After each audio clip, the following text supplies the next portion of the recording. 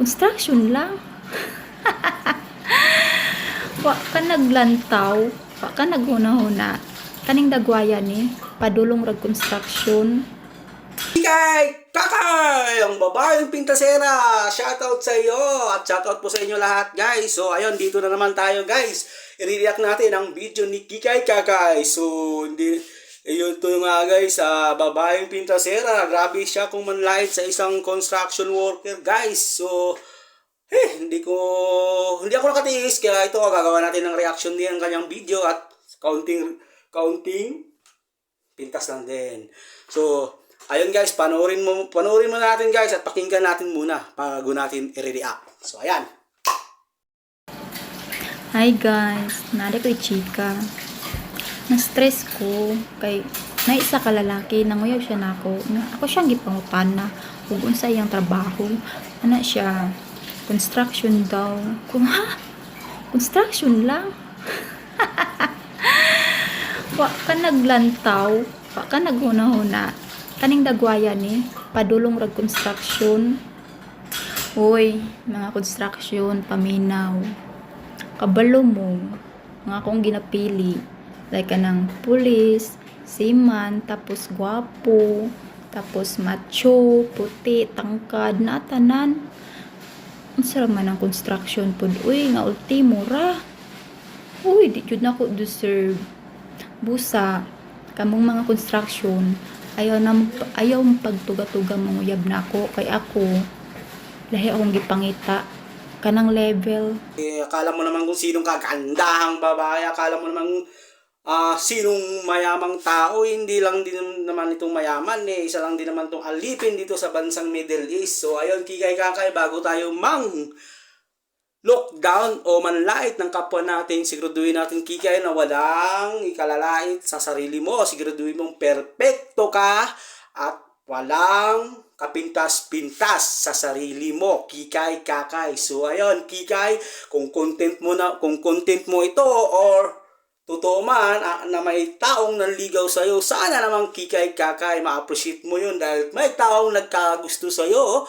Ay hindi porkit ganun ang estado ng kanyang pamumuhay o trabaho o kita, wag mo namang laitin. Sa halip, magiging proud tayo dahil may mga taong lumalaban at nagtatrabaho ng patas.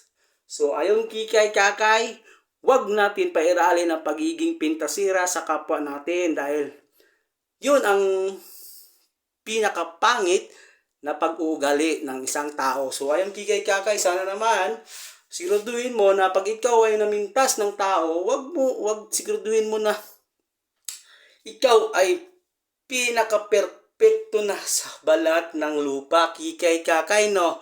Dahil pag ikaw ang nabalikan ng pagkapintasera mo, maraming pwedeng ipintas sa'yo. Isa pa, ito ha, uunahan na kita, baka mapintasan mo pa ako eh. Di baling mapintasan mo ako, alam ko naman hindi ako perfecto, pero uunahan na kita, Kikay, bahala ka na dyan magumanti sa aking pagpipintas sa'yo. So ito, Kikay Kakay ha, itong ipin mo, yung ipin mo. Kalabaw na lang kulang, Kikay, kalabaw na lang, pwede na natin gawing pang-araro dun sa kabukiran, sa bundok. Tingnan mo ipin mo, ganun, suwi, ganun, oh, ganun. Kailangan ng construction worker yan, Kikay. Pasukat natin para ipaano natin, paalay natin, Kikay, para tumuwid at pumantay. O, ikaw naman kasi, Kikay, akala mo naman kaganda-gandang babae mo kung makapag-dream ka naman ng mga taong gugustuhin mo. Wala namang masamang mangarap kung sinong mga taong gugustuhin natin, pero siguraduhin natin, Kikay, na deserve tayo sa mga taong yun. Ikaw naman kung makapanglait ka ng kapwa mo, porkit construction worker yung nanligaw sa'yo, pipintasan mo na agad. Ikaw naman, Kikay, ito pa ang mga pinapangarap ni Kikay, police, seaman, wow, mga professional. Wow, Kikay, iba ka, hanep. Kala mo naman, kaganda-ganda Hindi ka maganda. Tsaka, in-stock ka, Inday Kakay. Ano ba yun? Ang nakalagay, single mom. Ay, naku po, ang nyari, Inday Kakay. Tapos, ang Lakas ng ang kapal pa ng apog mong mangarap ng isang pulis at isang seaman. Nako, Mariusip po. Naghahanap ka ng milagro, hindi kakay.